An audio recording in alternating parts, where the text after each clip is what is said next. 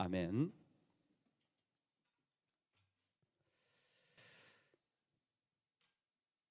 의사로 또 사람들을 치료하며 상담하며 살았던 폴 브랜드가 자신의 인생의 회고록에 이렇게 기록하였습니다. 그는 인생의 절반을 인도에서 살았고, 그리고 절반을 미국에서 살았는데, 미국에서 후반부를 보내며 살며 깜짝 놀랐다는 거예요.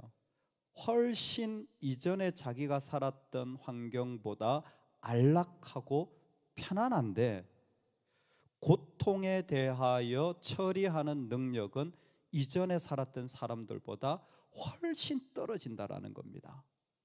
환경은 훨씬 좋은데 고통에 대하여 오히려 훨씬 약한 대응 능력을 가지고 있다라는 것입니다.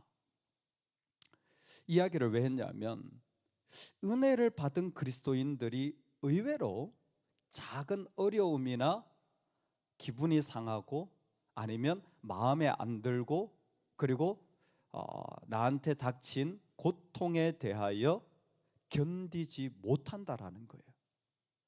오히려 더 많은 복을 받았는데 그러한 작은 것들을 견디지 못하는 것을 보면서, 차라리 그런 복을 받지 못한 사람들은 지나가고 별 문제 안 생기게 견디는데, 혹시 우리가 그러고 있진 않나, 우리 자신을 살펴볼 필요가 있다는 것입니다. 한 목회자가 평생을 하나님을 위해 섬기며, 그리고 노후의 사역도 준비하고 열심히 하다가 은퇴를 하였어요. 정말 열심히 사역을 하고 또 그 이후에도 계속 해야 될 사역을 두고 준비하였습니다. 그런데 얼마 뒤에 자신이 암에 걸렸다라는 걸 알게 되었고, 그 암 중에서도 가장 예후가 좋지 않다는 췌장암에 걸렸다라는 사실을 알고는 자신도 모르게 너무 큰 충격이 다가오더라는 거예요. 그렇게 사람들을 위로하고 그렇게 같이 기도했으면서 정작 자신에게 췌장암에 대하여 살펴볼수록 마음에 다가오는 낙담을 보며, 정말 나의 믿음은 어디까지가 진짜인가? 그 유명한 팀켈러 목사님의 자기 고백입니다. 지금도 암 치료를 받으면서 그 많은 은혜를 받고 정작 내가 고통에 대하여, 어려움에 대하여 얼마만큼 견딜 수 있는가? 그 많은 사랑을 받고 작은 것, 그냥 별것 아니면 지나가도 될 것들이 오히려 더 크게 다가오는 연약함을 가지고 있진 않는가? 우리가 꼭 배워야 될 게 있다면, 이 땅에 살아가면서 어려움 당하고 미움을 당하는 일들에 대하여 우리 영혼은 꼭 배울 수 있기를 주의 이름으로 축원합니다. 아멘. 세상이 너희를 미워하면, 예수님은 이 부분을 분명하게 가르쳐 주셨습니다. 세상이 너희를 미워하면, 요한 1서에도 보면 형제들아 세상이 너희를 미워하여도 이상히 여기지 말라. 근데 베드로도 베드로전서에 보면 불시험 당함을 이상하게 여기지 말라. 즉 믿음의 모든 공동체가 꼭 배워야 되는 한 가지가 뭐냐면, 어려움과 미움 당하고 고통 당하는 일들에 대하여 우리는 어떻게 대응할 것인가, 어떤 준비가 되어 있는가. 우리도 혹시 그저 작은 일들을 꽁꽁 가슴에 품고 아니면 그 일들을 넘어가지 못하고 계속해서 그것을 향하여 힘들어하는 공동체는 아닌가? 세상이 너희를 미워하면 미움 당하지 않는 교회는 없습니다. 미움 당하지 않는다면 그 교회는 죽은 교회입니다. 미움 당하지 않는 성도는 없습니다. 그 사람이 믿음이 없다면 미움 당할 이유 없어요. 그러나 믿음이 있다면 미움 당함이 당연합니다. 놀랍게도 우리에게 문제가 되어지고 미움이 되어지는데 세상에서는 아무렇지도 않다라는 것도 기억하시기 바랍니다. 세상에서는 그게 아무렇지도 않고 오히려 용납되어지고 옳다라고 얘기할 수도 있을 것입니다. 그리고 그냥 설적이 아니라 세상이 미워할 때는 진심으로 미워한다는 사실이에요. 진짜 미워한다라는 사실입니다. 그것이 얼마나 분명한지 누구도 알아차릴 만큼 그런 미움이 그 가운데 오게 되어져 있다라는 것입니다. 왜 미워합니까? 너희가 세상에 속하였으면 세상이 자기의 것을 사랑할 것이나 너희는 세상에 속한 자가 아니기 때문에 미워한다라는 거예요. 여기에 아주 중요한 모습이 뭐냐면 우리는 세상에 속하지 않았습니다. 여러분, 우리가 어떻게 세상에 속하지 않게 되었습니까? 세상에서 떠났기 때문에? 아니요. 예수님이 우리를 택하셨기 때문이에요. 예수님이 우리를 택하셨기 때문에. 우리도 세상 가운데 살아가는 사람이죠. 근데 예수님이 택하시자 어떤 일이 일어나냐면 세상에서의 분리가 일어나는 거예요. 그 가운데 택함 받은 자가 되어진 것입니다. 그때부터 세상은 미워하기 시작합니다. 왜? 자기 것이 되지 않았으니까. 잘 기억하셔야 돼요. 우리가 왜 분노하고 왜 고통을 못 이기는지 아세요? 내 편 되어주지 않으니까. 쉽게 말하면 왜 나한테 그래요? 왜 나한테 그래? 우리는 이 말을 못 견뎌요. 이게 죄의 속성, 사단의 속성이에요. 왜 나를 건드려? 나는 그 생각과 달라. 나는 그게 마음에 안 들어. 이게 자기 것이에요. 세상은 자기 편 되지 못한 거예요. 왜? 택한 자들은 하나님 편이 된 거예요. 택한 자들은 하나님을 향하여 살아가는데 세상은 하나님을 거부합니다. 어둠 권세, 공중 권세 잡은 아래에 사망과 어둠이 있는 곳이 세상입니다. 세상은 하나님의 택함이 없는 곳이에요. 그래서 하나님을 거부하는 자들, 그리고 가치 중립적인 것이 다 포함되어 있는 게 코스모스예요. 세상은 하나님께 택함받지 않았기 때문에 하나님을 거부하는 게 당연하고, 그리고 하나님과 어둠에 속하지 않은 것도 세상 가운데 있습니다. 자, 첫 번째, 자기 편이 되지 못한 사단은 우리를 그냥 두지 않습니다. 동시에 세상 안에는 하나님 앞에 드려지지 않은 가치 중립적인 것들도 속해져 있어요. 예를 들어 자연. 예를 들어서 돈은 가치 중립이잖아요. 돈을 사랑함이 악의 도구가 되어진 거지. 일은 악한 겁니까? 선한 겁니까? 가치 중립이에요. 하나님의 영광을 위하면 좋은 통로가 되고 돈벌이 장소가 되면 그것보다 지옥 같은 곳이 없는 거예요. 그렇죠? 그러한 것들이 세상에는 다 있습니다. 어떻게 우리가 하나님 앞에 나아갈 건가? 분명한 건 그 안에 미움의 이유는 자기 편이에요. 왜 나한테 그래? 여러분, 우리가 이 마음이 든다면요, 우리가 지금 어둠의 권세를 따라가고 있다는 걸 아셔야 돼요. 왜 나한테 그래? 라는 마음이 드는 즉시로 이미 내 상황은 하나님을 거절한 자리에 들어간 거예요. 그래서 세상이 우리를 미워하는 거예요. 그래서 세상이 우리를 힘들게 하는 거예요. 왜? 그들은 하나님을 거부하고 자기 것을 삼으려고 하기 때문입니다. 예수님은 지금도 자신의 사람들을 택하십니다. 요한복음에서 택하심은 분명합니다. 로고스로 오신 분이 세상을 사랑하시는 거예요. 그래서 택하심의 자리는 진리의 자리로 일어나게 되어집니다. 로고스가 선포되어짐으로 그 가운데 택한 자들과 택하지 않은 자들이 구별되기 시작해요. 선명합니다. 말씀이 들어가는 사람, 하나님의 다스림이 이루어지는 사람. 저는 이거 정말 우리가 세상에서 믿음을 배워야 될 때가 있다고 생각하는데, 이렇게 새 가족을 하면 너무너무 재밌어요. 그래, 맞지. 왜 우리는 이런 걸 쉽게 생각할까? 이렇게 성경 공부를 하면서 나누는데 그런 질문을 해요. 목사님 말씀 중에 우리가 죄를 고백하면 예수님이 용서해 주신다는데 그 용서함을 받는다는 게 진짜 모든 죄를 다 용서해 주시나요?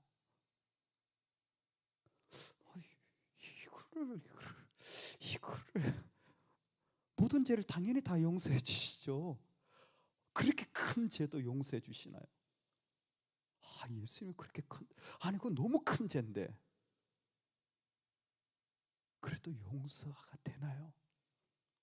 그러면 되죠. 근데 그 질문을 받는 순간 마음에 좀 뭐라고 할까요? 야, 이런 마음이어야 되는 거구나. 주님 앞에 나갈 때 이런 마음이어야 되는 거야. 하나님 나한테 이렇게 말씀해 주시나요? 하나님 나한테 이런 것까지 허락해 주시나요? 이런 마음으로 나가야 되는 거구나. 진리가 택하여지는 거죠. 그렇죠? 그거잖아요. 진리가 그 속에 들어와서 우리 너무 익숙해가지고 당연히 모든 죄 용서해 주시지 끝. 가슴 떨리는 마음으로 주님 이 모습도 용서해 주시나요? 하지 않고 그저 기도하면 용서받지 뭐 끝. 근데 진리를 통하여 구원하시는 주님의 마음을 조금만 생각해 본다면 우리가 그냥 왜 나한테 그래? 응?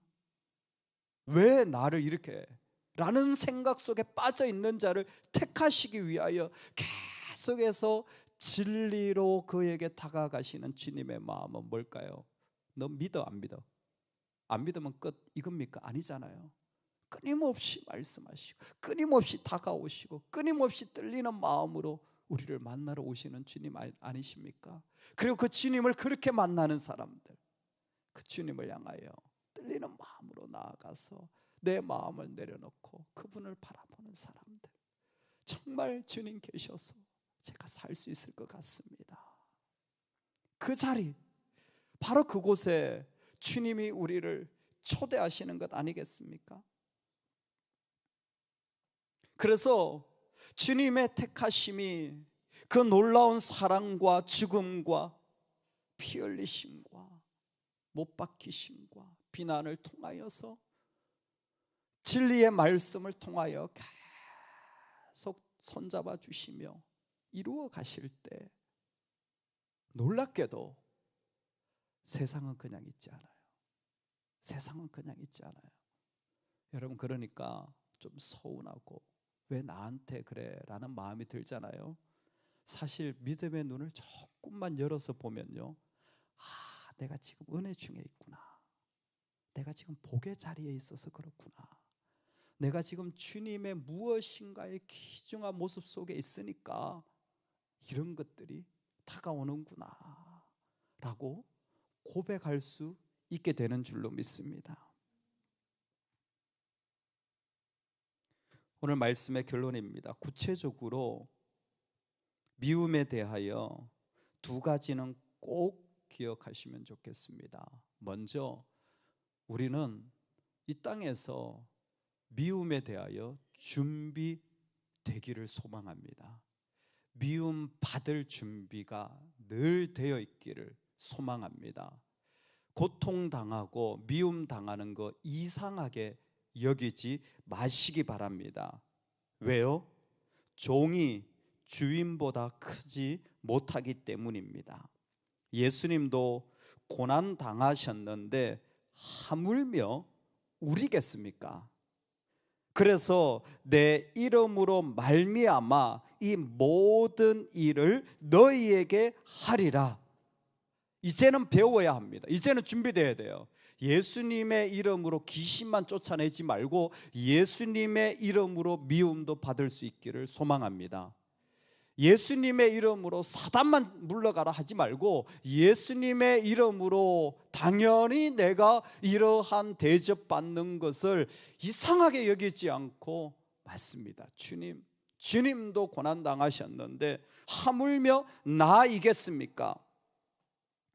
그럴 때에 사단이 우리에게 궁극적으로 다가와서 우리를 흔들어 버릴 때에 여러분 우리는 조금 더 그 고난 속에서 지혜롭게 살펴봐야 합니다. 첫 번째, 혹시 내 잘못으로 인한 고난당함은 아닌가 살펴보라는 것입니다.